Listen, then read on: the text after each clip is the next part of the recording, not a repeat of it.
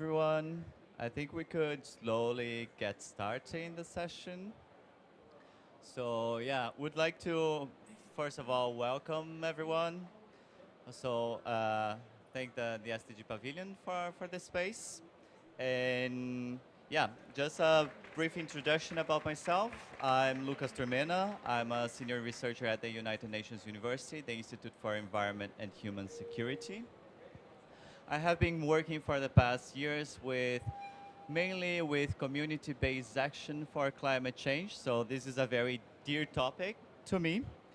And today we're going to try to deepen a little bit on that, but with a special focus on the role that youth plays in climate action and community-based initiatives. So I hope, yeah, we can have a nice overview of that. Also, we're hosting this event as UNU, so not only the Institute for Environment and Human Security, but also the Institute for Advanced Studies of Sustainability. We are both institutes from the United Nations University, which is an academic arm from the United Nations. We have our headquarters located in Tokyo, but several institutes around the world focus on different topics. And we gathered here today to discuss a little bit on works that we have been also developing with youth and communities. Yes. So the idea of this session is that we discuss and we know the importance, the need for community action in addressing the challenge that we have, the climate crisis. And we know this importance. This is very settled already. But here we also want to discuss a little bit further and try to discuss how to do that. So the means for this collaborative, community-based action to happen. So we're going to see some examples, but we are going to also discuss in this group some possibilities of how to do it. So the idea is to be really a little bit of a hands-on workshop by the end of it. So be prepared because the idea is also to participate and have some exchanges on the end. I also want to hear from the audience your experiences or any possibilities. The idea is also for us to use here a new invention from the United Nations University. We invented a very nice device. We invented a time machine, and we're going to use it during the session. So the idea is to travel very shortly to the future, and then we come back to build the tools that are necessary for us to reach the future. So that's in short what we're going to do in the session, having the contribution, starting with the contributions of three very nice guests that we are going to present some initiatives that they're leading in the field of climate action. But yeah, so before we travel to the future, the idea is for us to hear from them so we can have a glimpse of how the future could look like from the experiences of these three uh, very nice guests that agreed to share their experience and voices with us. So when we travel to the future, we can have some points, we can have some orientation to guide us there, right? Before we get back. So our guest will be, I'll present you and then you can already see here. So our guest will be Dulari Parmar from Youth for Unity and Voluntary Action, UVA in India. We're going to have also Vanessa Kwek from University of Malaya. And also Haruna Sakai from University of Osaka. Yes, please, a round of applause for them. Yes, that's really good. And we're going to start with our first contribution from Dulari. She's going to present briefly the Community Climate Action Planning Toolkit that Yuva has been developing using in India. Thank you so much, Lucas, and thank you, UNU, EHS, and UNU IAS for enabling this space. To briefly introduce ourselves, I am from YUVA, Youth for Unity and Voluntary Action. It's a 41-year-old organization working on housing, land rights, and very recently on climate justice. We work in informal settlements back home in India, in Indian cities, and our work largely revolves around working on locally led adaptations in Indian informal settlements in Indian cities. A lot of our work actually started from the social justice perspective, where we are talking about housing, access to basic services for the most impoverished sections in the society. And that largely consists of migrant workers, construction workers, street vendors, informal workers, and domestic workers in our communities.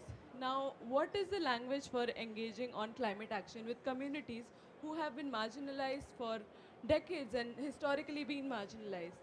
So our idea was to enable a locally led climate action planning process which talks about not just climate or, you know, planting trees or beach cleanups or removing plastic from society, but also talks about housing rights, but also talks about land rights.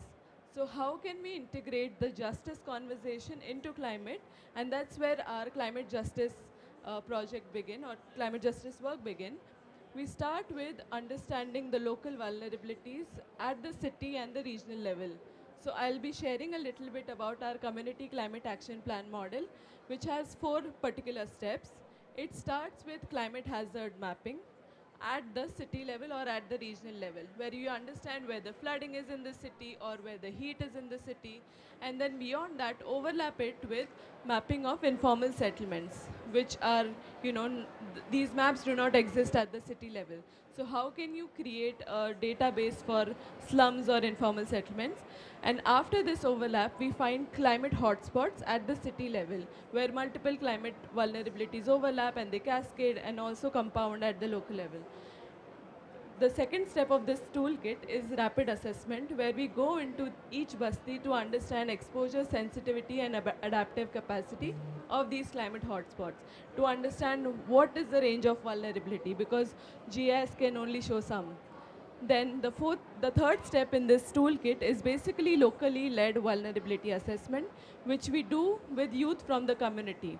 Now, a large part of our work is basically working with the youth and understanding their perceptions of climate change, but beyond that, enabling for a space for them to engage in climate action.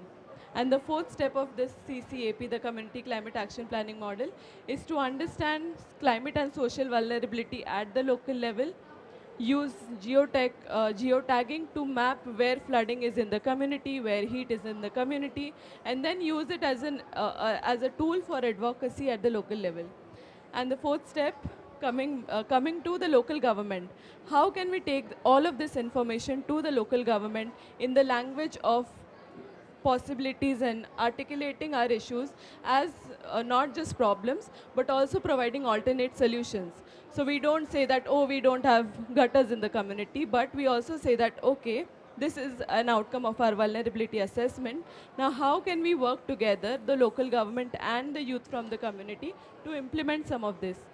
Through the CCAP model, we have been able to implement over the past 3 years stormwater drains in a community which has been historically fighting for basic rights or access to flood prevention.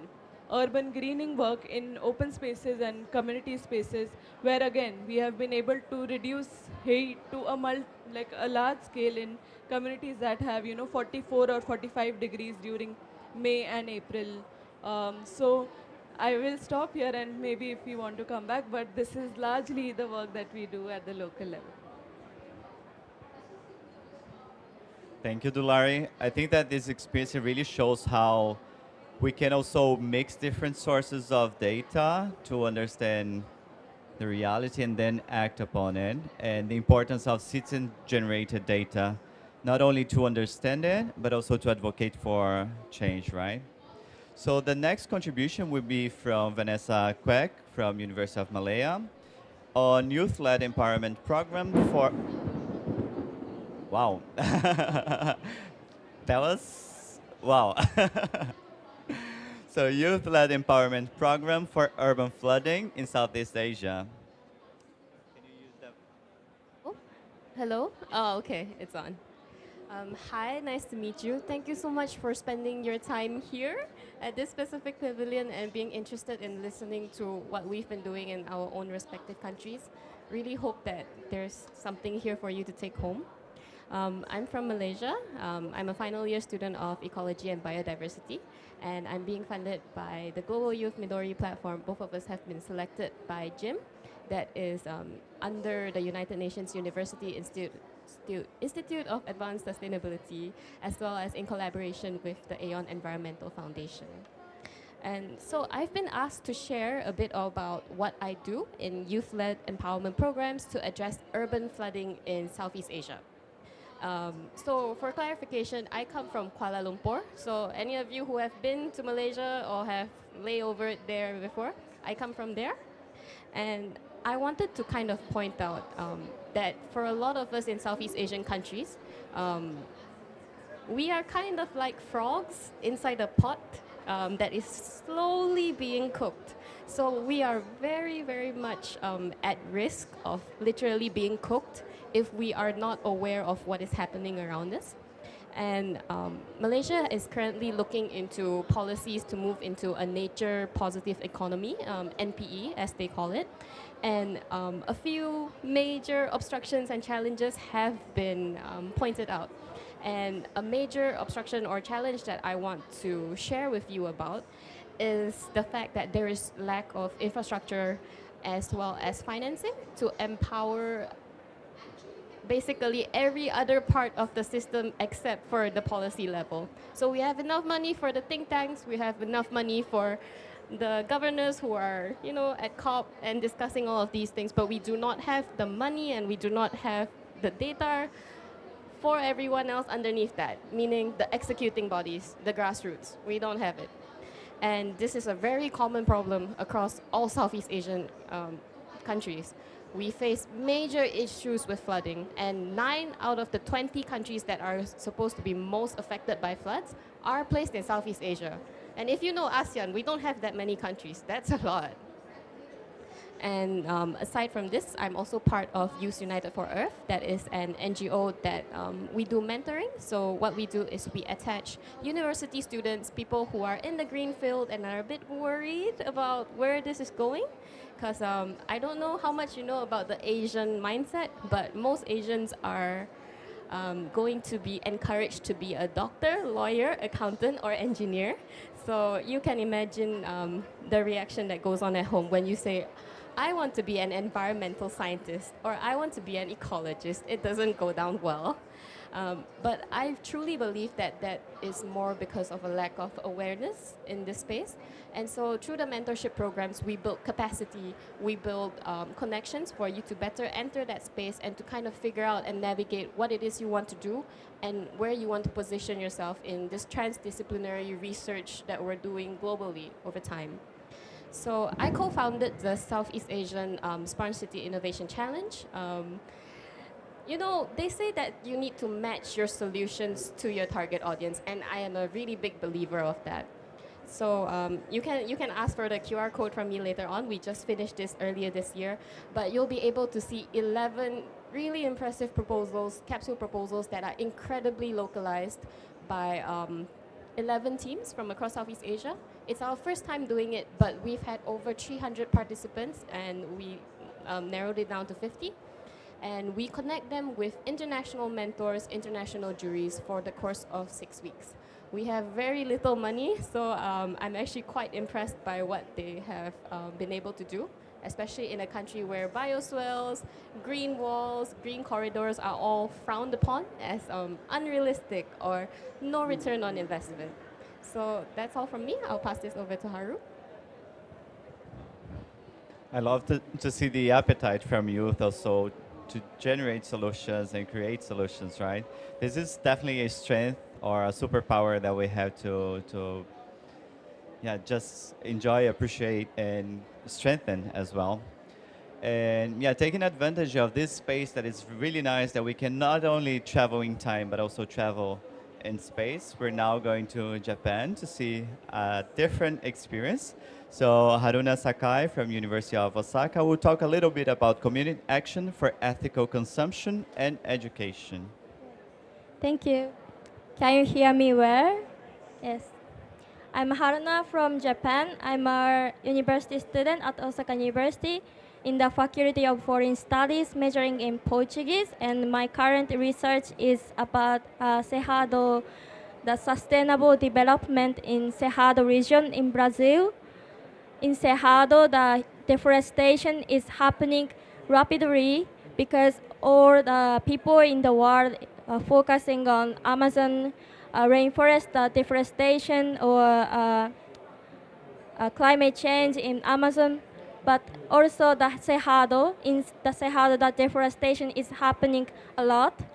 And the reason why I'm so passionate about environmental health or human rights is because when I was 10 years old, I learned about Minamata disease happened in my hometown during rapid Japanese economic development.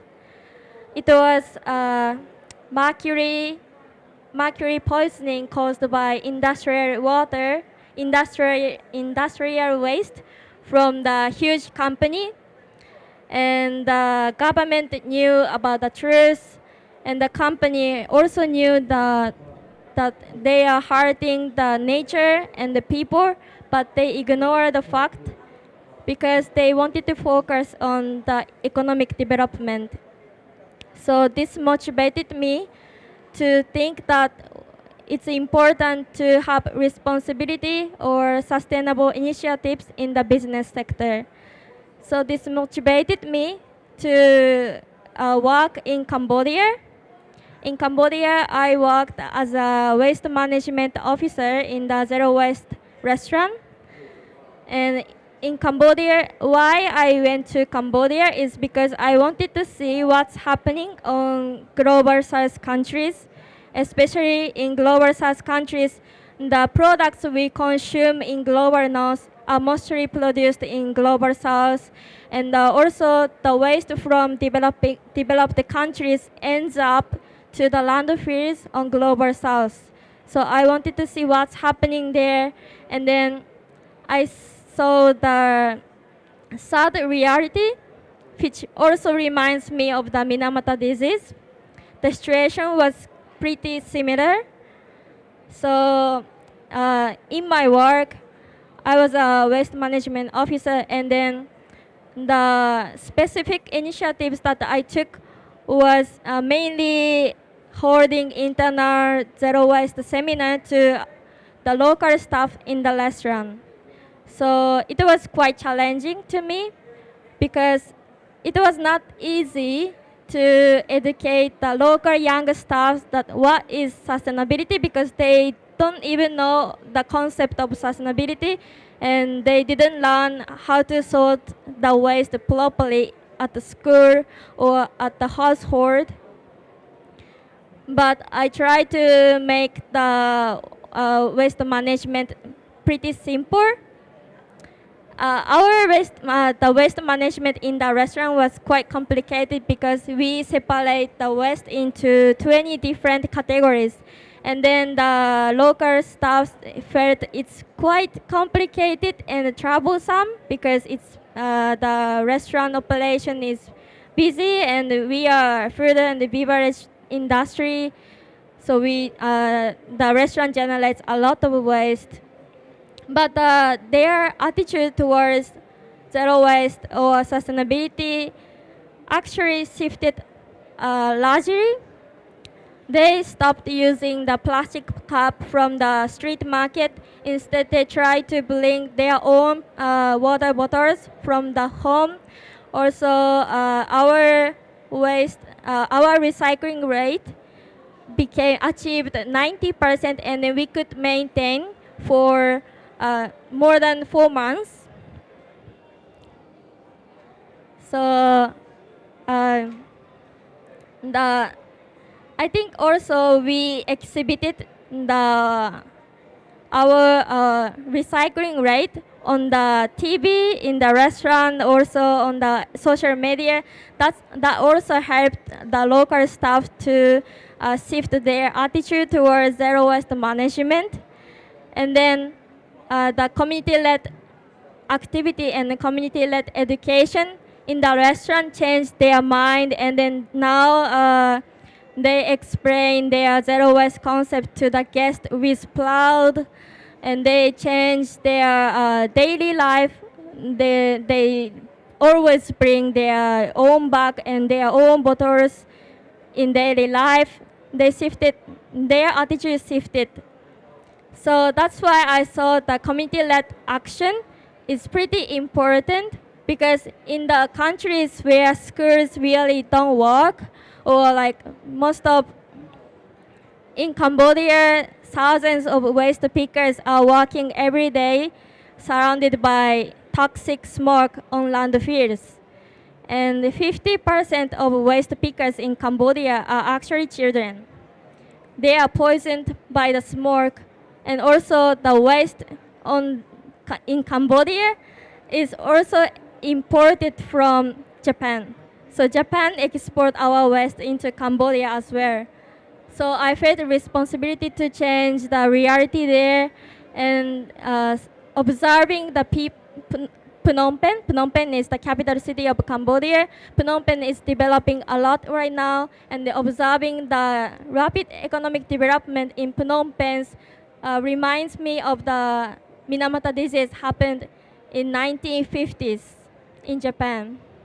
That's why the reason I talk about Minamata disease so many times is because this experience that I learned when I was 10 years old, I learned by visiting the patients of Minamata disease in the city, or visiting the museum of the Minamata disease patients community.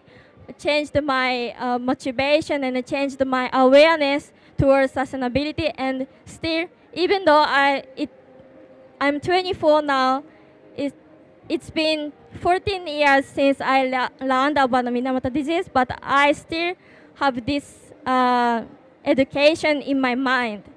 So that's why I want to highlight that community-led education can change the shift, can change the awareness towards sustainability, and it's powerful. Even small voices or even small actions can create the change if we keep doing this. Thank you. And I think that's what we need, right? A lot of small voices changing small things to change the world. And yeah, all three experiences are very different, but it's important for us to notice that, first of all, there's a huge appetite for change, and the youth is not a passive actor in this environment, right? Has an agency, has the willingness, and also the tools to change the world.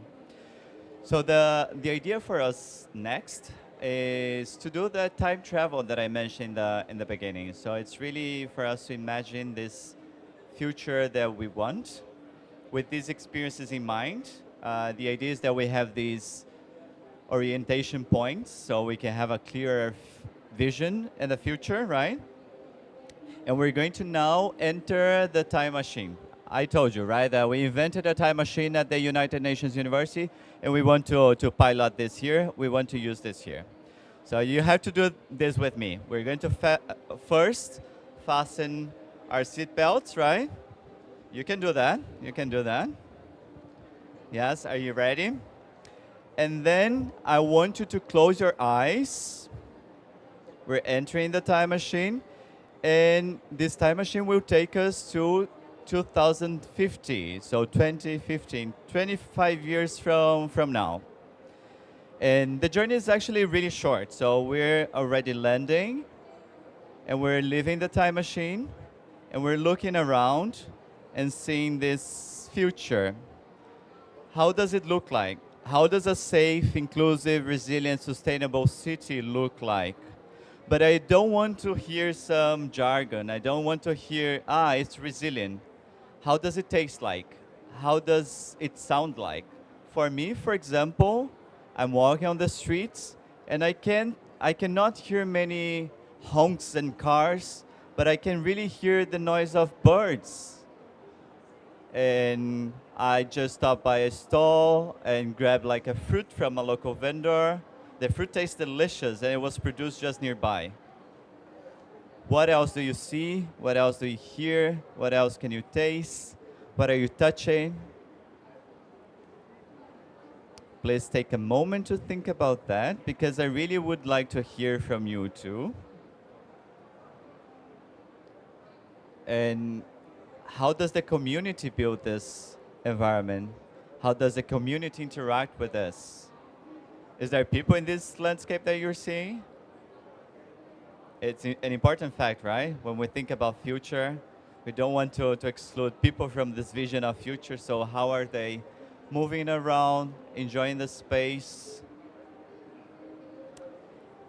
Having said that, we're going to go back to the time machine, walk slowly back to the time machine, and we're going to travel again to our tool prototyping lab.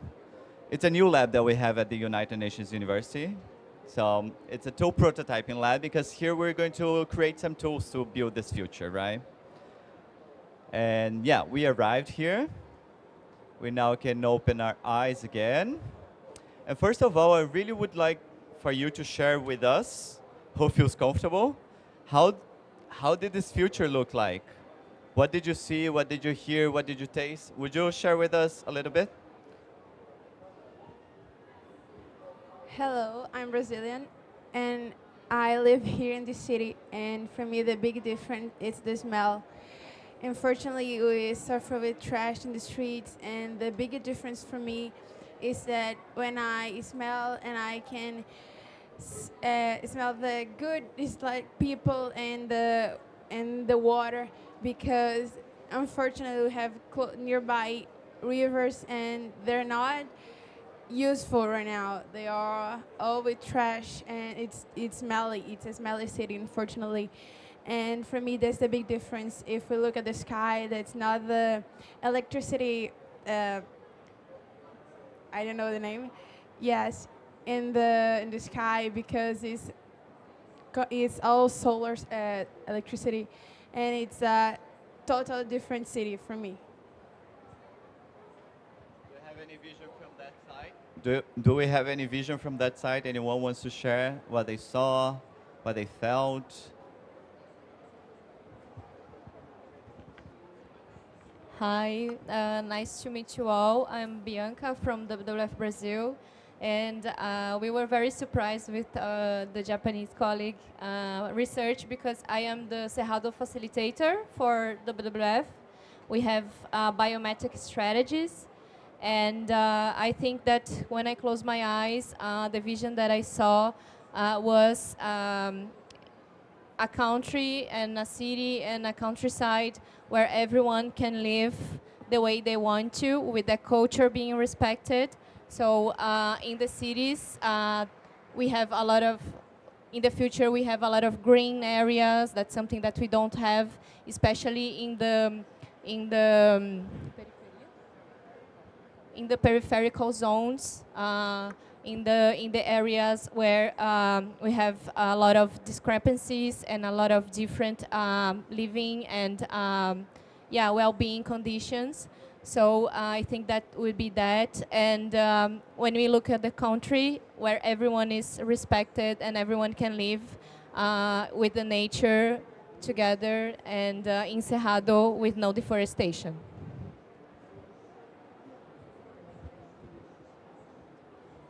For me, it's very interesting that she said that it's a place where many cultures, many people could live there, would be there. The idea of using urban futures in the plural also comes from that. So we have to think about futures where many other futures fit in. So many possibilities for this future, not only one single future, because that's a problem that we have already, like, right? A lack of imagination about how future could look like. Usually we already have our minds populated by a very specific future that is maybe a lot of technology and so on, but maybe there are some other possible futures that we could imagine. Anyone else that wanted to share what they saw? Anything that they tasted, that they touched? No? I think it's important for us also make this idea of future very sensorial, very go beyond the words, the famous words, the buzzwords, to really imagine what we want to build, right? To have that very, very, very clear. This also helps, there's also scientific data that backs this. This also helps for engagement, actually. So having a clear idea that involves our different senses also helps for community engagement. So that's also one of the ideas here. But maybe then we can go back to this tool prototyping lab, and we're going to discuss a little bit about the tools that are necessary to build this future, right? We already started this discussion, so I'll just share with you because at UNU EHS we developed this toolbox. It's a tool to weave urban futures. So this idea that an urban future is not just built or developed, but it's woven. So it's a collective effort. It demands craftsmanship. It demands time. It demands community to weave. So you can also find these postcards on your seats, and there's a QR code here. You can access that. You'll find many tools for community engagement to develop this or to weave these futures together. But the idea here now is for us to think about these futures that we just imagined and think about what are the tools necessary to build this future. What are the policies, maybe? What are the resources, financial resources, or maybe knowledge resources? We have all different kinds of resources, right? What are the partnerships? What are the connections that we have to make to achieve these futures? What are community practices that are needed? We saw three very different experiences here. I would like to hear also from the audience, what are other practices that you've been doing or that you heard about that could also lead to these futures? And what are the mental models, the mindsets that we need to also nurture to reach that future? So I'll open the floor for anyone in the audience to also share with us what are the tools. Also, panelists, please feel free to share other tools or any ideas of tools that we could use to build this future. But yes, I'll open the floor. Just remember to introduce yourself. Hello, I'm Tricia. I lead the climate justice agenda in the WWF Brazil. So for me, I think that the main tool that we need it is climate justice because I think that it's really, really necessary to understand that people need to be in the center of the decisions that youth like you are working and leading solutions and implementing. So it's very necessary to have those who are being affected by the climate change in the center of the decisions of the process and building the process. So I think for me this is like the main topic of everything. So it's the most important, and have space for them not just to talk but to act, to contribute, and to be listened. Good. Climate justice is really a really nice glass lenses for us to look at the world, right? It helps us to look at the world in a different way and do things in a different way. Do we have any other tools that you think could help us to build this future? Or any other experiences that maybe you are involved with that you would like to share with the group? Okay. So I'll talk more from the health aspect because we are talking about the urban futures and youth-led urban futures. So maybe working on the intersectional lens from the health aspect, like we know that climate has a direct effect on our mental health or maybe on our sexual and reproductive health and rights, you know that, like especially if I talk about my experience from Pakistan. So we need to have some sort of tools which are from the intersectional lens, which can, lessen the mental anxiety, climate anxiety, and such sort of problems in the society. Yeah. So that's what I think we need to work on. Yeah. Thank you so much. Yes, intersectionality, also interdisciplinarity, also tools very important to build this future, right? Connecting the different dots. Any other contribution or ideas, experiences that you've been involved with? If not, maybe yes. In the future, I expect the future is should be more sustainable. For example, I think our overconsumption should be improved. For example, I'm sure everyone has a lot of clothes at home, but I read an article recently, and that article says that now we have enough clothes to that three generations can consume. So we don't need to make new clothes. We can still uh, get the new clothes from the clothes that we have on the earth right now. And in Cambodia, I saw a lot of clothes from, for example, Japanese brand, from Korean brand, Chinese brand, and the clothes we consume in global north ends up on the landfill on global south countries.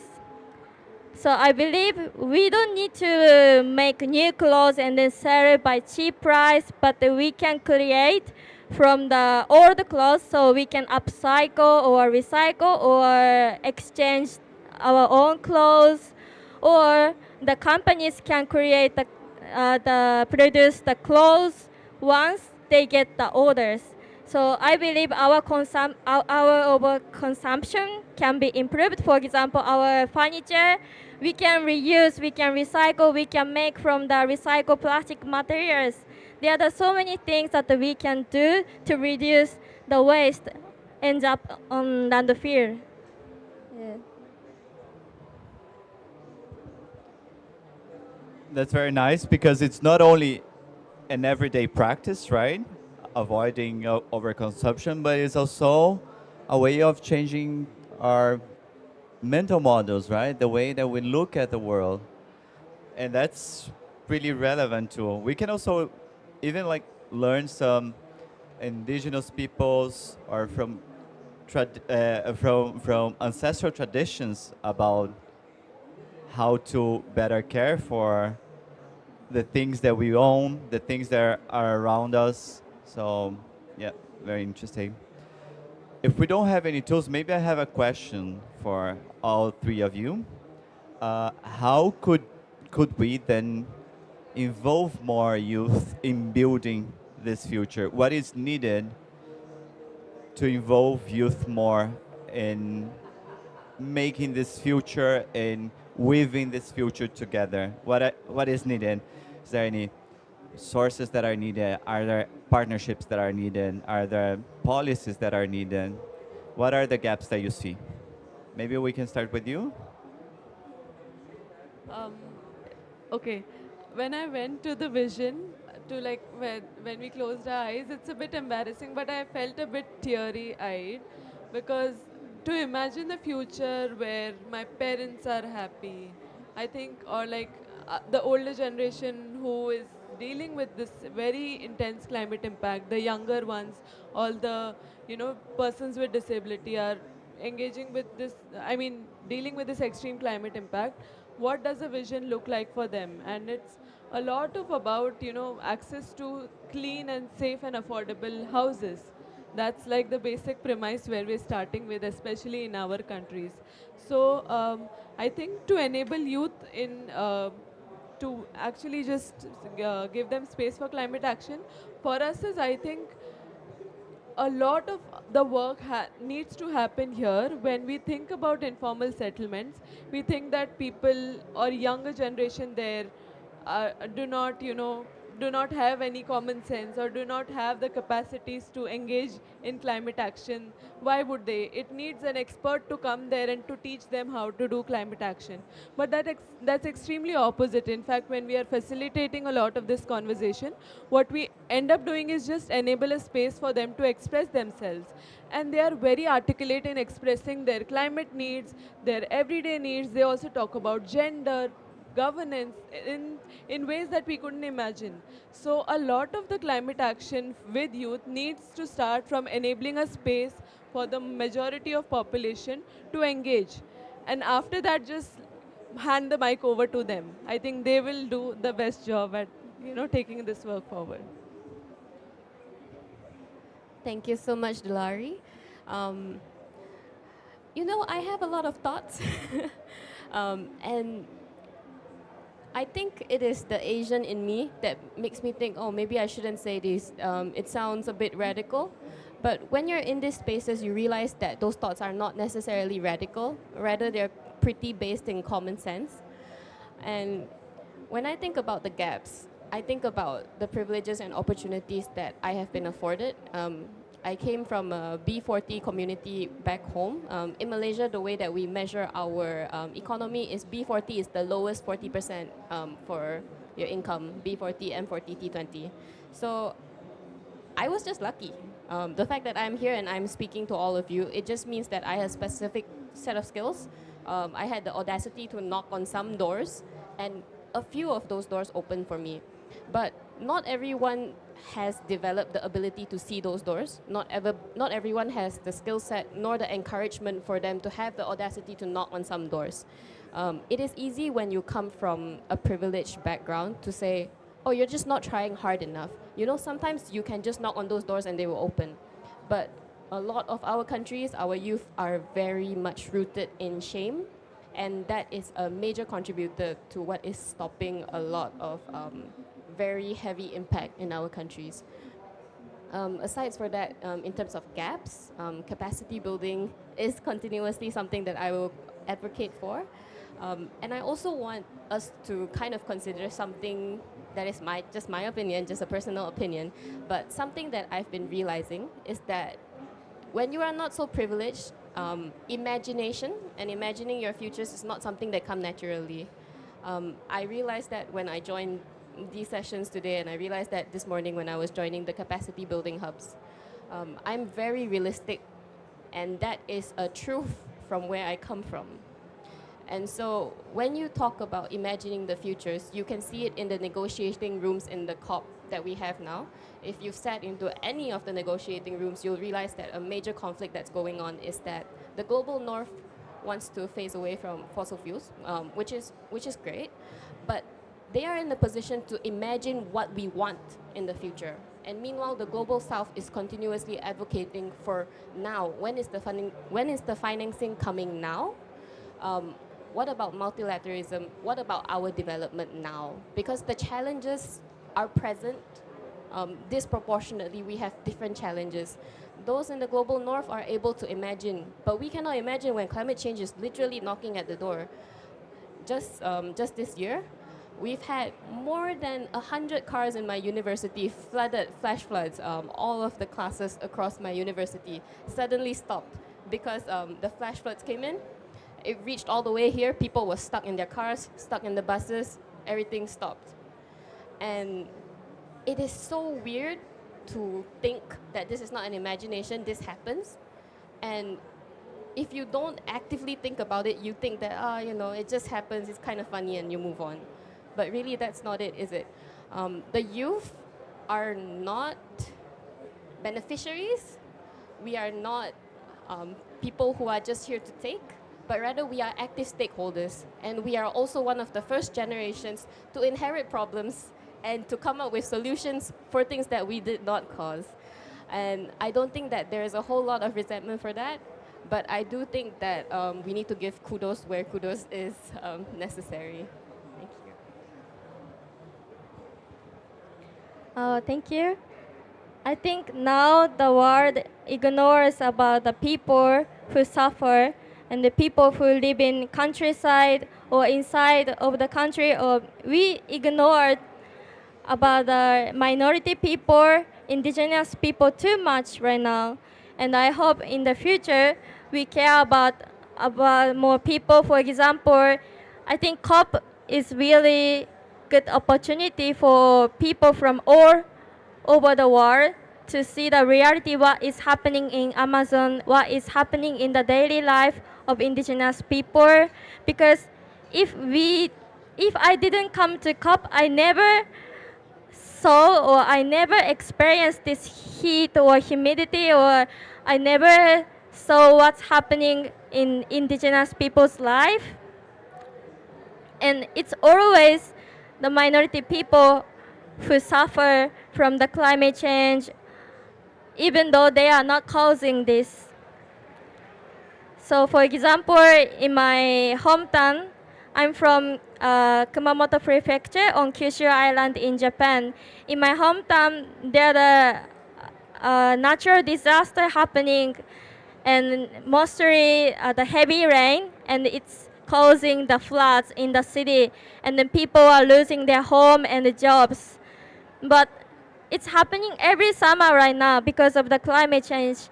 But the people in my hometown, the voices are so small, and then usually the majority people ignore the voices in my hometown, and then we don't change at all. So I hope we have more opportunity to listen to the people from the vulnerable areas, or the opportunity like a COP to see what's happening on global south or on the other side of the world.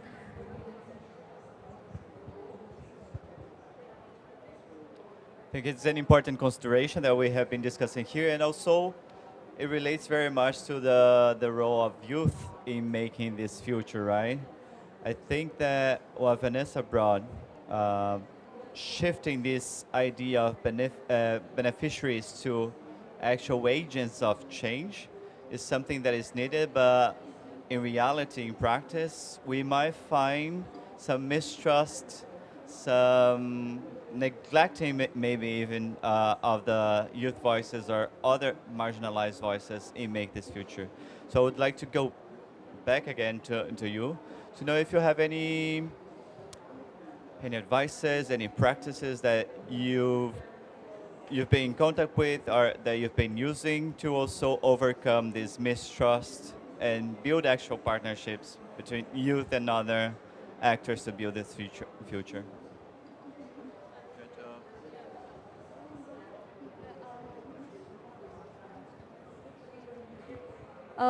Sorry, the question is my current activity advice to change the.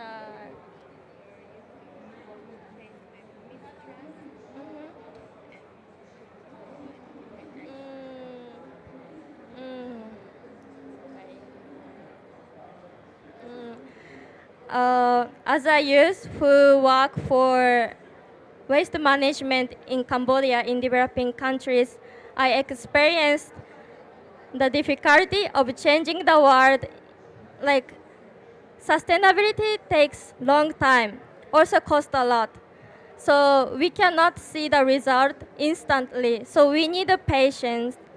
And at first I was quite anxious because I'm working so hard, but I don't see any changes at first, at the beginning.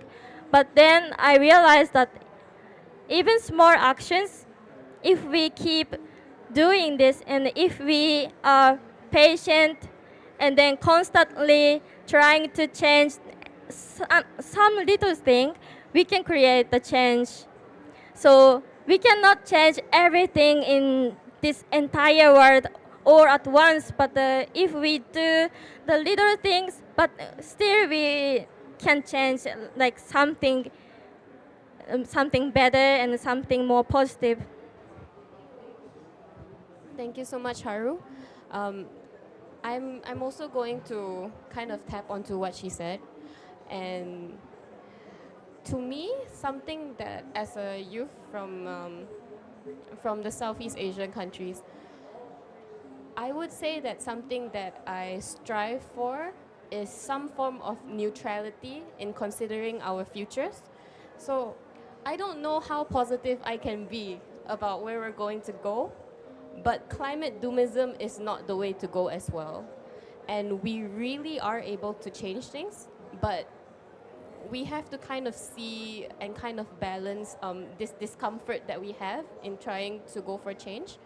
But this discomfort, I feel like it is a relevant price to pay rather from our destruction and a world that is no longer livable to us. So we have to be able to sit in this discomfort, have more tolerance to the distrust that we feel, to see that there is a possibility for a world that is much better and much safer and leaves no one behind.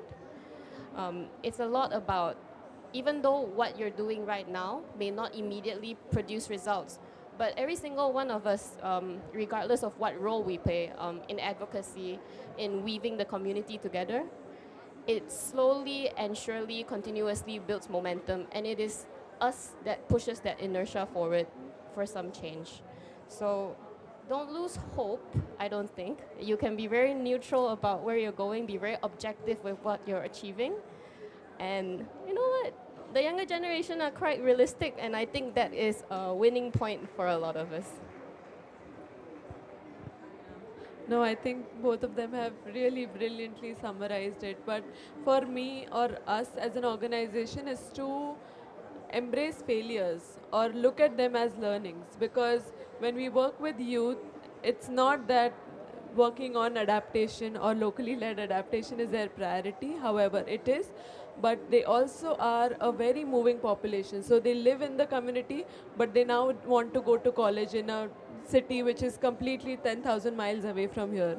So to live and embrace that reality, that youth want to move away from their communities and look for a better life, but also while embracing that, also be realistic that whoever is within the community and whichever youth is a part of the process, I think them trusting them with the work but also enabling space for them is something that. And also in terms of philanthropy, that's, I know this conversation is not on finance, but my take for philanthropy and youth futures is that philanthropy does not need to be obsessed with results and opportunities and good performance, because a lot of our work is a long term and a very very human rights work which does not happen overnight. It takes time, it takes processes, and to trust that process and to not be obsessed with optics is something that I like to push for, because a lot of youth work comes with a lot of challenges too. Well, thank you. I think that's a very important contribution, actually. And going back to our tools prototyping lab, I think that we actually touched upon several tools that are necessary to build this future. The incremental, experimental actions, summing them, building trust is a very important tool. Also, reviewing some financial mechanisms that are more adequate for to enable this innovation, to enable processes that are not a standalone project with a very clear end, but it's actually a process of engagement, continuous engagement of the community. So I think that with this, we can see several tools that are actually very useful to weave urban futures. Don't know if the audience has any questions or any final comments to the panel. Otherwise, yes. Also contributions, also a space for you to share your experiences. I just want to congratulate you three. I think that you all said very powerful things, and we were very happy to see young women here in Brazil representing their organizations, their countries. I think that COP is all about this, and I was very happy to be participating. I'm also really happy with that. So, sorry. Hello, I'm EJ. I'm from the Philippines and I'm also a youth leader. And I'm glad that I passed by this event because I don't plan on going. But hearing what you all have to say, maybe just to add something on top of that, to make sure that the future of the youth is in our hands, they should give it to our hands and give us more space to be part of the conversation, give us more access to rooms, to be part of the decision making, to negotiate and not just influence or observe in the sidelines of what is happening. Because if they tell us that this is our future that they help us shape, we should be co-builders of this future. That's all. No, absolutely. Also, thinking about participation, it should go beyond having a space at the table. It should be also deciding what is on the table, right? It should be not just taking part, but defining, do we have a table? Should it be something else? So it goes really beyond just being there. So with that, I would like to thank you all. I think that we could discuss a little bit about these different tools. Uh, as I mentioned before, there are some postcards on the chairs that you can access also the a toolbox elaborated by the United Nations University. And I forgot to mention also one of the tools that we brought to COP to present is a card game actually that we developed with a community here in Brazil, in Teresina, used to talk about the cascading effects of climate change and possible solutions in a more friendly way, because this is also a tool, right? Translating knowledge to talk with different audiences. I hope that we could visualize with a lot of hope these different futures that could fit into our future, and that we feel motivated by not only these three amazing panelists but also the other experiences that were presented here to also bring change back home and keep weaving urban futures. Thank you so much for that.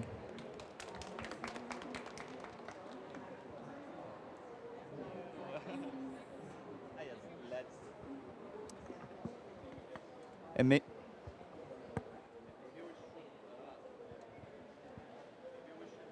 photo as well. Maybe we should take a photo as well, but also maybe with the audience. I think that would be really cool.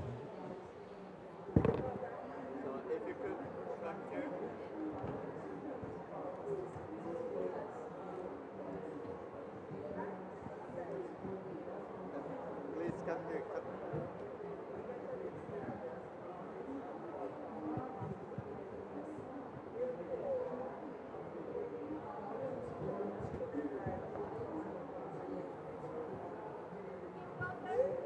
Closer, closer. There's more space. There's more space here. So.